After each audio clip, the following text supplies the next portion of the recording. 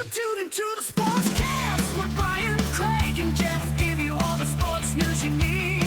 We give you outspoken thoughts about all the headlines. We talk baseball, football, hockey, and more. No matter the topic, we cover it. Get ready for the show and keep it outspoken. Keep it outspoken. We keep it outspoken only on the Sportscast.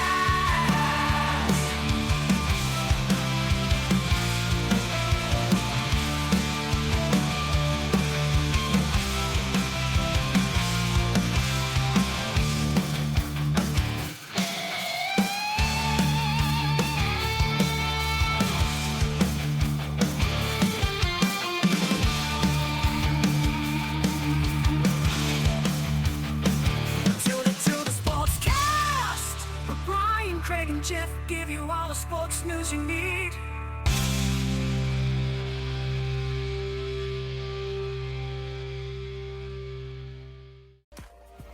Hey guys, welcome in to the Outspoken Sportscast. It's your host Brian going solo on this Friday edition. Welcome in, guys. Hope you've had a fantastic week. We are headed into the weekend, which means more college football, and it means more NFL football. We had a game last night we're going to get into here. We got the top 5 games of the week headed into week 2 for you. We got to look into the NCAA games, and we got, of course, the headlines of the week coming up right after this, guys.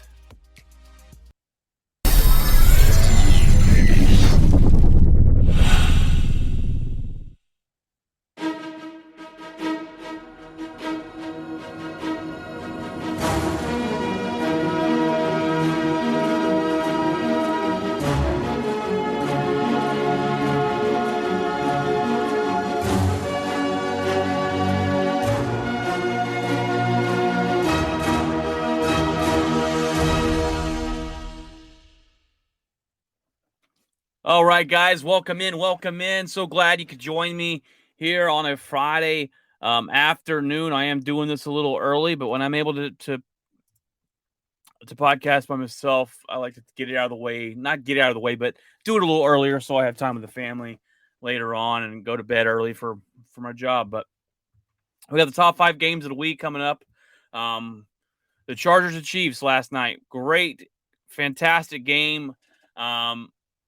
I'm wondering how you guys liked the Amazon look. You know, how did you guys like it? I wasn't able to watch it. I'm going to watch it tonight or tomorrow. Probably watch it tomorrow, actually. But they were talking about on the radio today that they had some interesting things. First of all, you got new announcers. I really like Kirk Herbstreit. I think he does a fantastic job of college. So I'm interested to listen to that and see how he does. But I heard him and Al Michaels is a legend. Heard them two did really, really good last night in the broadcast booth. But you know, they have these trackers in their jerseys they were talking about, and I think that's pretty cool. And they were giving you stats like that you wouldn't have on a normal broadcast. They would give you stats as in how much separations are the wide receiver getting, and that's fantastic. And if they can do stuff like that and give us new things like that, I think it's going to be a big hit. Now, the biggest question to me is, do you have Amazon Prime? I think a lot of America does. I mean, I have Amazon Prime. I order from Amazon. Use them all the time.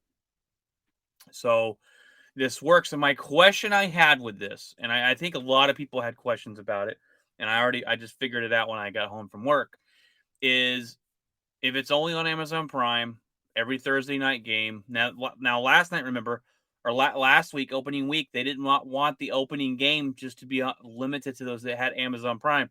So that game was for everyone to see.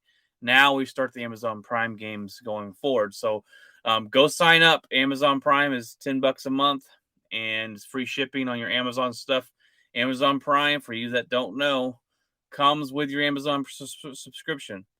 Or when you subscribe to Prime, you get free shipping, And then you also get to watch the TV. They have stuff so you can go and watch shows and stuff like that. Some people don't know that. Some people don't know that Amazon has all that, but they do.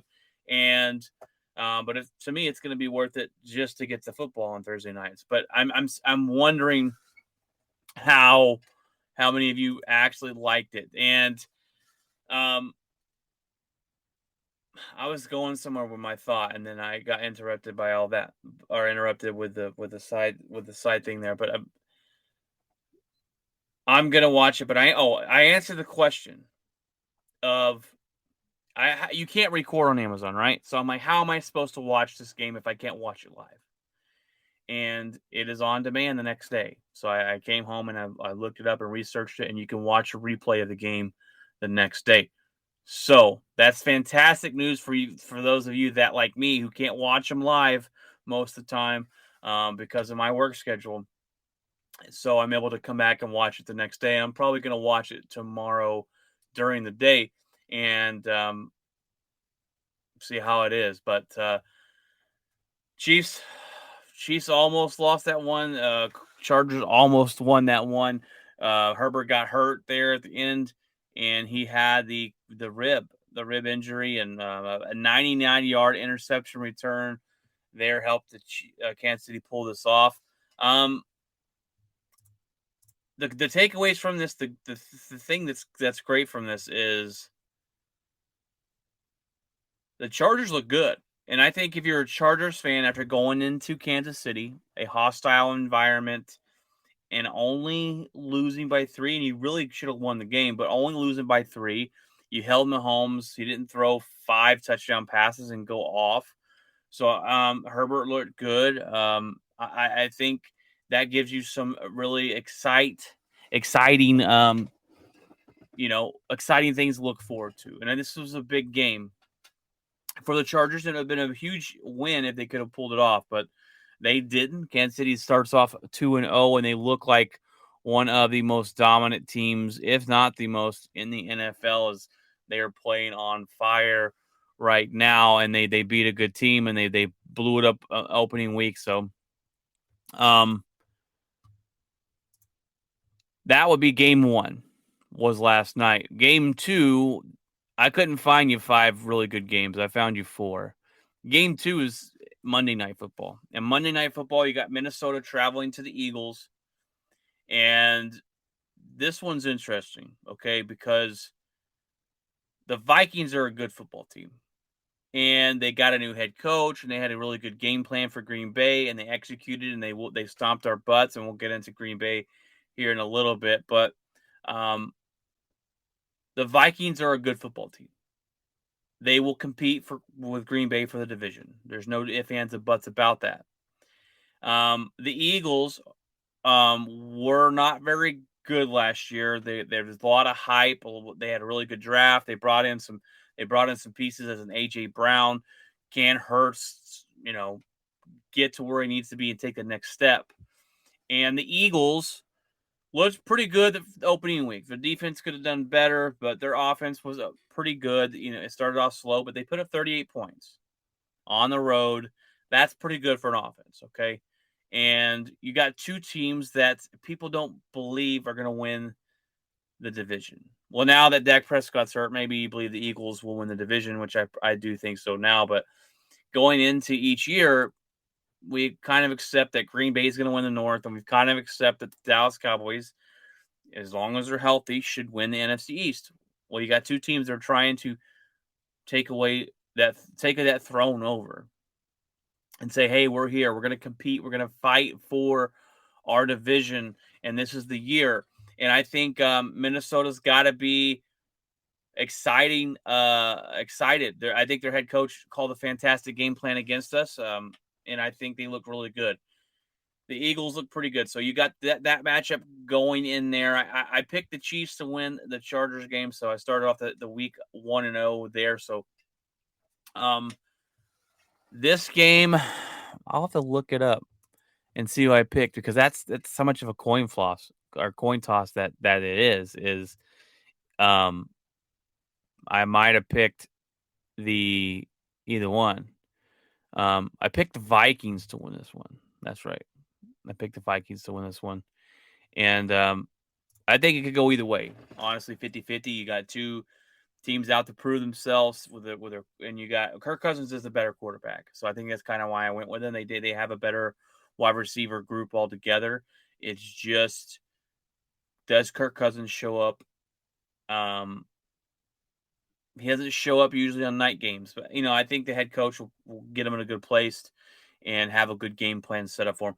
I got the Vikings winning this one, but that is going to be a good game on Monday night, so check that one out.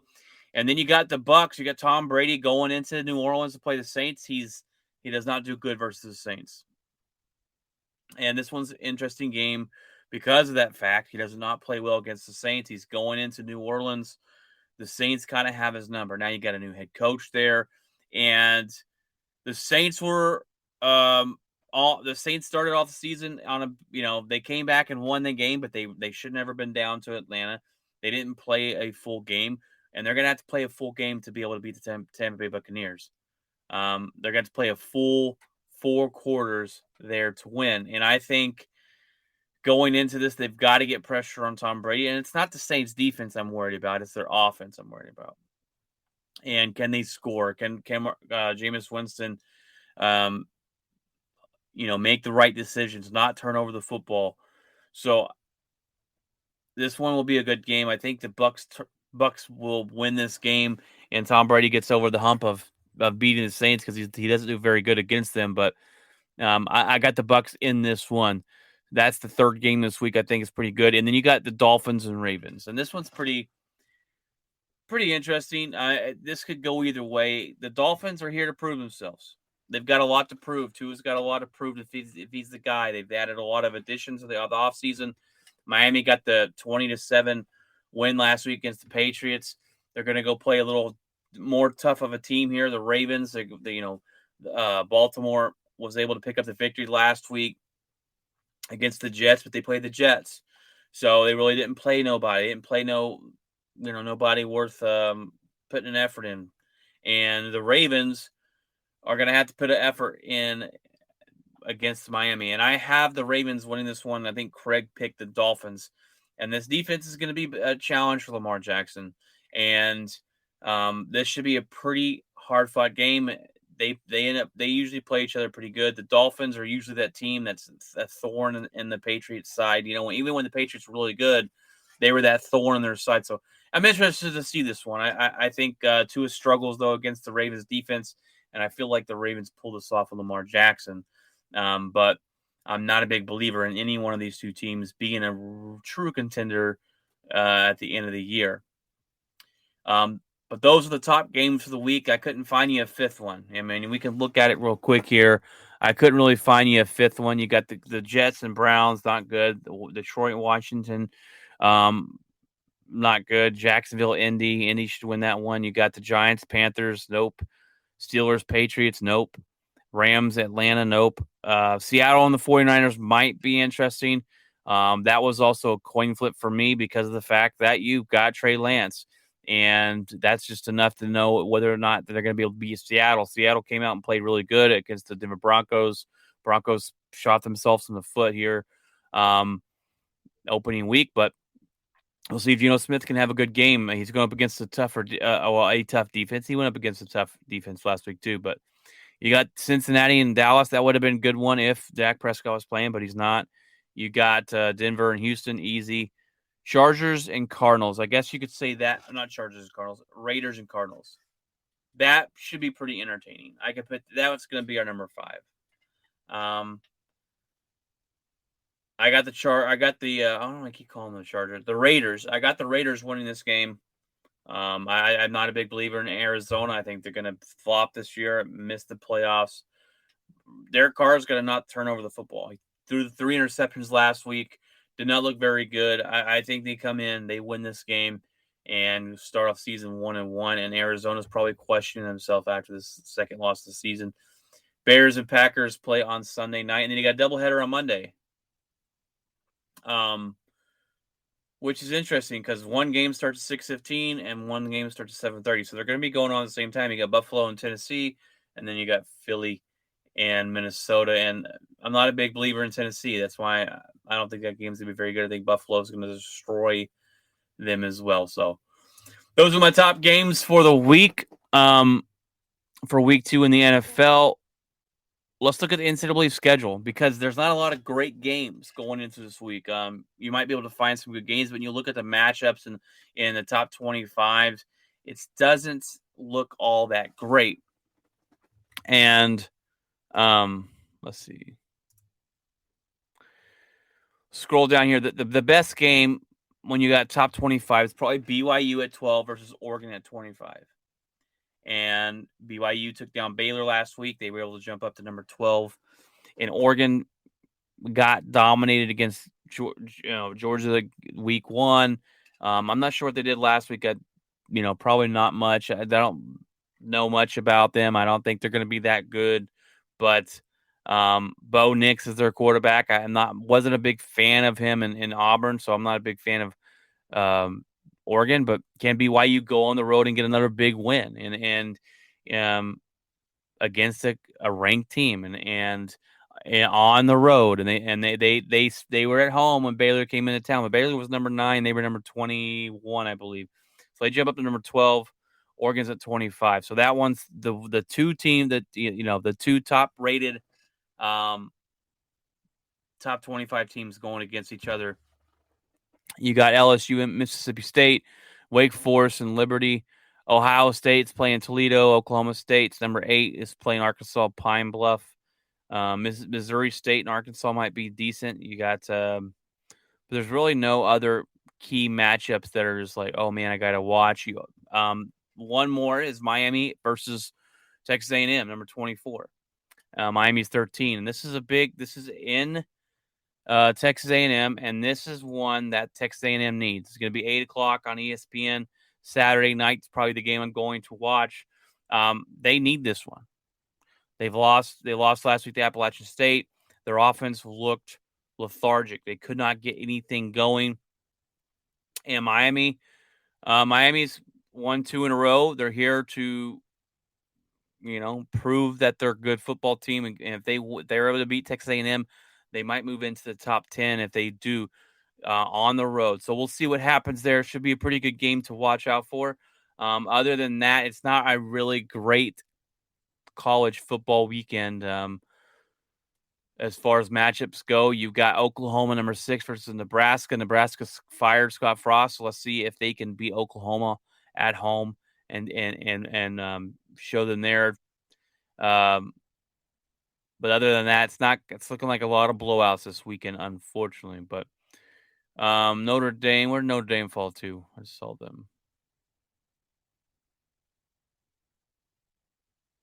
They're probably unranked at this point. Yeah, they're unranked. So we'll see. They're playing California, and California could definitely beat them. Notre Dame lost their quarterback for months.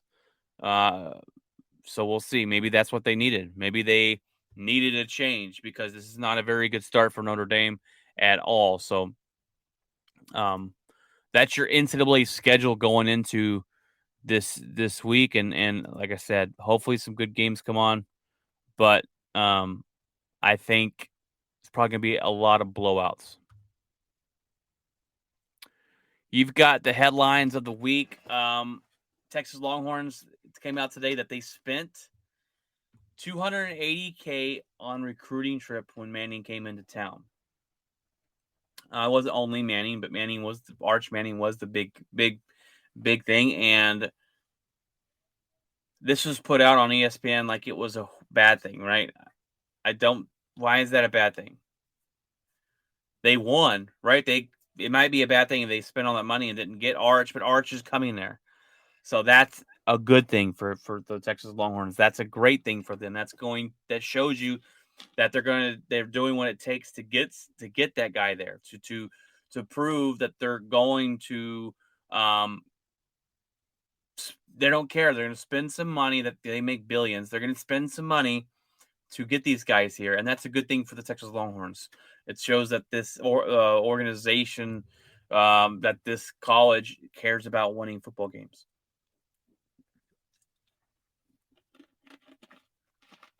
I don't know why it would be a bad thing.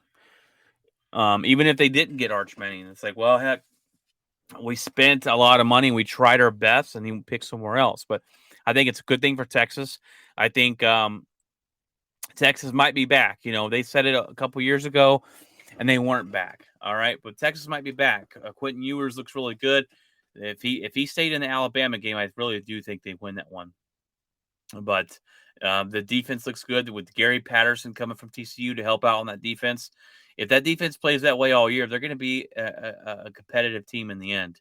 So we'll see what happens there. Not talking playoffs here with only 4 teams. We'll get a 12-man team. Hopefully by 2024 is what they're shooting for. 2026 at the latest. And a team like Texas could get into the playoffs at that point. And they might get in there this year, but or they might get in there next year. I don't think they're going to get in there this year, but they might get in there next year.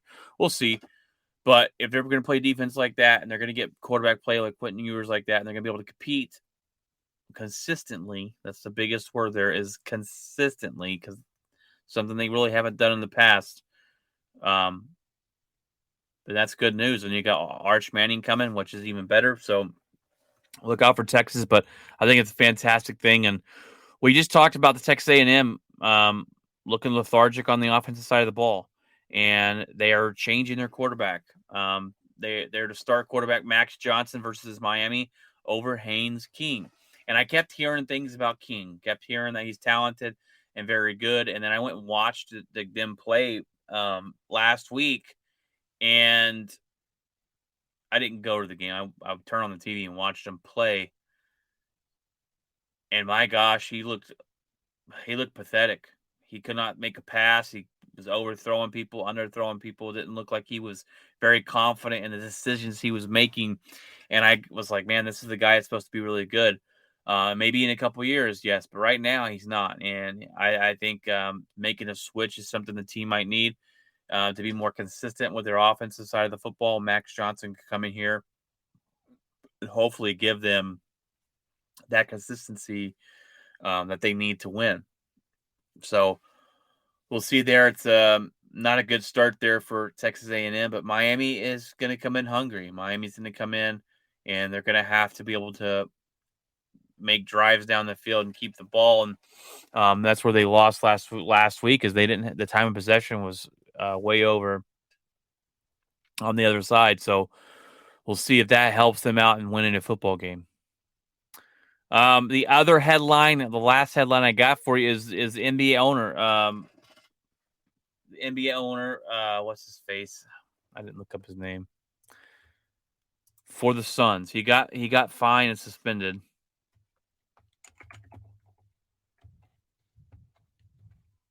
Robert Sarver, there it is. Sorry, should have looked it up beforehand, but Robert Sarver gets this 1-year suspension and a $10 million fine for his racial and misogynistic conduct. And this one is he got a slap on the wrist for something that he should have been fired for. He should have been forced to sell the team. You cannot be be racist and misogynistic and any of that stuff and own a franchise. You're a real piece of crap if you're either one of those. I don't know, because the NFL came out, or not the NFL, NBA came out and said they can't force them to sell a team, but they did force someone to sell a team. And I think it's a slap in the face or a slap on the wrist, and it's just not good look for the NBA, who apparently has they come out and say they have a zero tolerance policy, but this is tolerance, right? They're going to let this guy run a team who's been racial, made some racial remarks, and been misogynistic, and you're going to let this guy still continue to run the team. Well, those things are going to continue to happen. It's not like this guy's going to change. It's not like this guy's going to think, "No, I didn't do anything wrong." He's going to think that he didn't do anything wrong, and he's just getting punished, and it is what it is. But you cannot let this guy continue to do that. You can't. You cannot continue to let him run a team. They're going to. Maybe he steps down. The other part owner of the Suns says, he's urging him to sell the team. The Suns, I just looked it up all go before I jumped on, they're going to lose sponsors. And they're saying, until this guy's off the team, I'm not going to be a sponsor if he's still there. You cannot be a piece of crap and run a team. And there's a lot of piece of craps that run a team, but you cannot have all this come out against you and still run a team. You just can't. And I think eventually he'll get what's coming to him.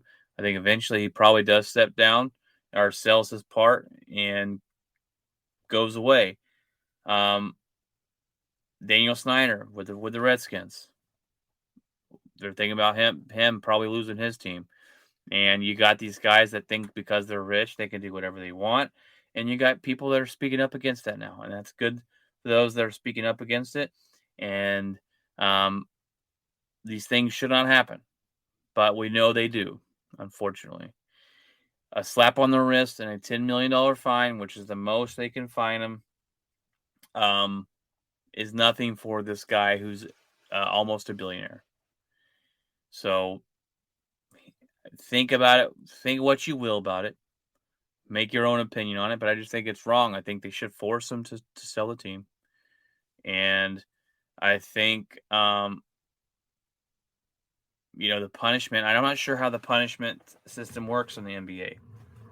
Like the NFL was Roger Goodell, judge, juror, and execution. Now they brought in a third-party arbiter, and they do things a little different, which I think is good for the NFL. I'm not sure who has final say. I'm not sure if it's, Mark's. Not sure. I'm bad with names today. I'm not sure if it's the NFL owner or NBA owner.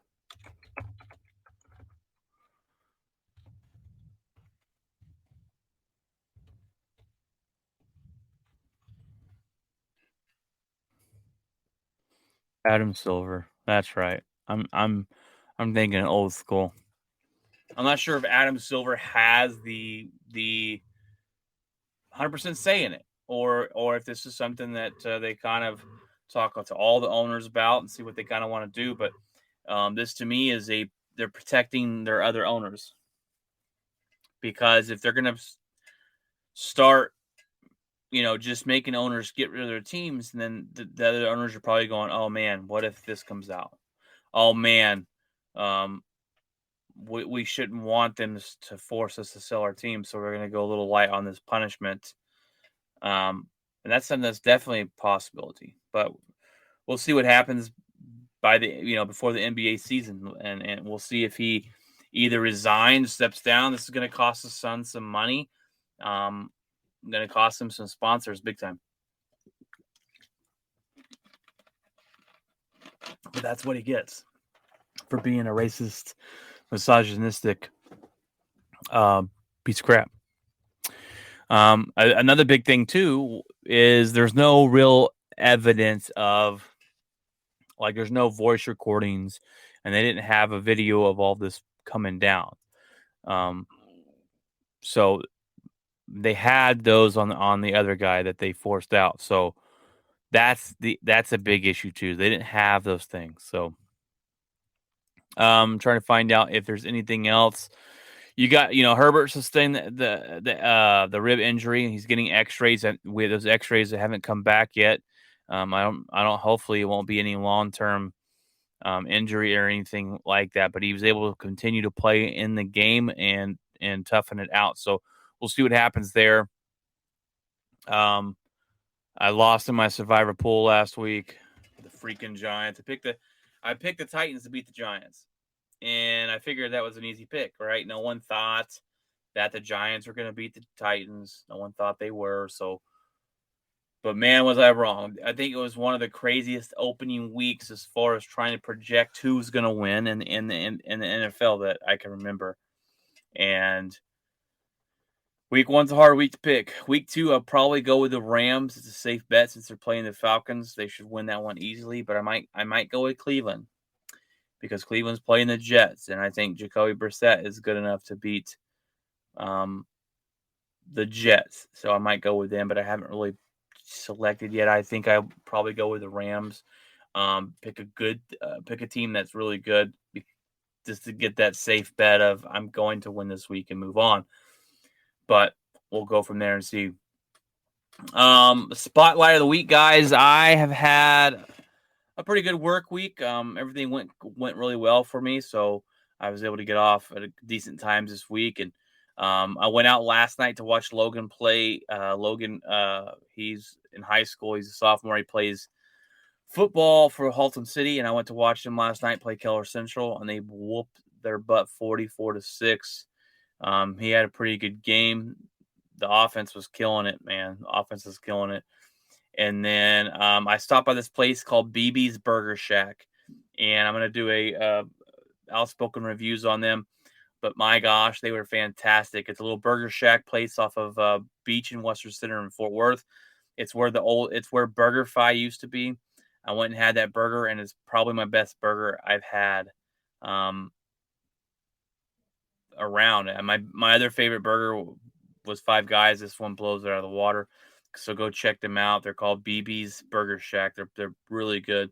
They have some interesting burgers.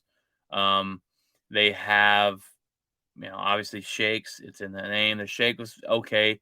They have crinkle cut fries, which were nothing, special. Crinkle cut fries is probably the way to go. They have some other specialty fries. I did not get those, but the burgers were fantastic. The kind of meat they use, the smash burgers with the cheese and with their BB's sauce, it's really, really good. So go check it out if you're hungry for a burger. And we got family coming over on Sunday. I'm going over to my buddy's house, Brandon, Sunday night to watch the Bears-Packers game. He is a Bears fan, so we get together and we will watch them together and watch the Packers beat the Bears this Sunday. So, I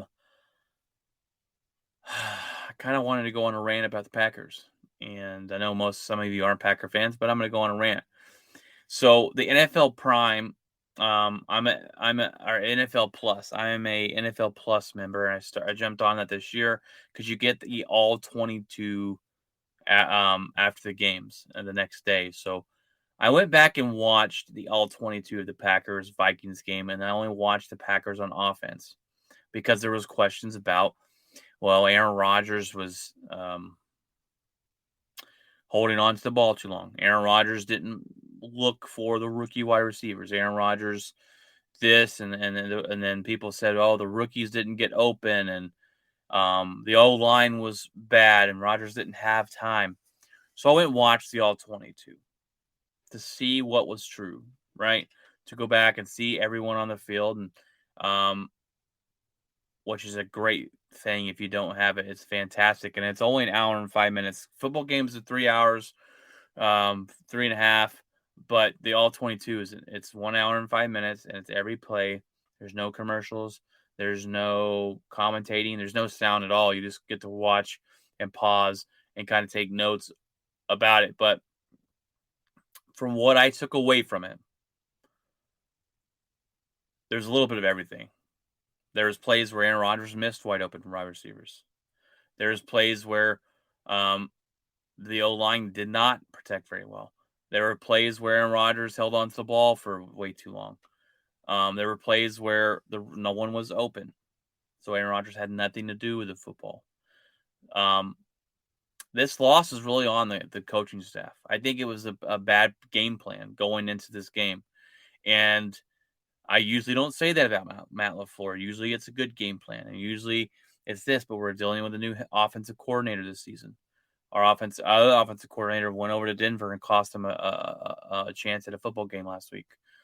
But it was a bad game plan on defense and offense. Our offense, there's plays where they're trying to set up too deep of routes. These wide receivers are doing double moves on the outside. They're running these long routes, and I'm like, our offensive line's beat up. Why aren't we trying to run these long routes? We don't have the time to do that. With our offensive line being suspect right now. We did not go to Aaron Jones and Dylan like we said we were going to. I think Jones just touched the ball 10 times. We did not go to them as much as we said we were going to. And defensively, we ran a zone all day when we were getting slaughtered, and we didn't make any adjustments, which is ridiculous. We got guys on the back end that last year they rated highly in single coverage, and we decided to not use them for that. We decided to play zone coverage. We decided to not let her shut down corners, shut down their best wide receiver. It was a bad game plan, and there was a lot of things that all went bad into it. So I'm not going to sit here and kill Aaron Rodgers for holding on to the ball too long. I will criticize him, though. I'm not afraid to do that. There's some Packer fans out there on Packer pages that won't criticize Aaron Rodgers, and it's ridiculous. He deserves the blame as much as anybody. He's got to go back to rookie wide receivers if they drop a pass. The first pass of the game, look for a touchdown, and Christian Watson dropped the pass. He didn't go back to Watson, and he can't do that. He's got to drop his ego, and that's hard for him to do. And what's funny is he's Zen, talks about Zen and doing all these stuff, but that doesn't work on the field. You're not very Zen on the field. So it's ironic and hilarious, but our offensive line's going to block better. He can't hold on to the ball for 10 to 12 seconds. I'm not blaming our rookie wide receivers for not getting open. I'm blaming the coach for not calling a better game plan to get them open, running smaller routes and shorter routes, running crossing routes. They were running deep down the field, and we didn't have time to set up plays. So I think if going back and looking at the all 22 of it gave me a good perspective of the game that I didn't get to see. So that I know, trust me, I watched the game, but I mean, I didn't get to see where everyone was on the field. And I think, and I wish they would do the Madden view on the games where it's above the quarterback, straight on. You can see everything going on. I love that view. I wish they would do it. But I think NFL Prime is worth it if you don't have, if you want the all 22 film, and that's what I did it for. Can go and watch the plays I want to watch, and it's only an hour and 5 minutes of my time, which if you're only looking, it took me about 30 minutes yesterday. I only looked for the Packers offensive plays. So NFL Plus is pretty good if you're going off of that. But all right, guys. Well, that is the episode today. The Friday's edition is going to be a little bit shorter since it's only me and not anybody else to talk to. Jeff will be on when he can. He's dealing with some issues right now, so he might not be on for a little bit. But you got me on Friday. You got me and Craig on Tuesday, and actually next Friday Craig will be on. They play a game. He plays Friday Night Lights on Thursday next week, so he'll be able to be on the podcast. So look forward to that. Other than that, guys, God bless, take care, and remember to keep it outspoken.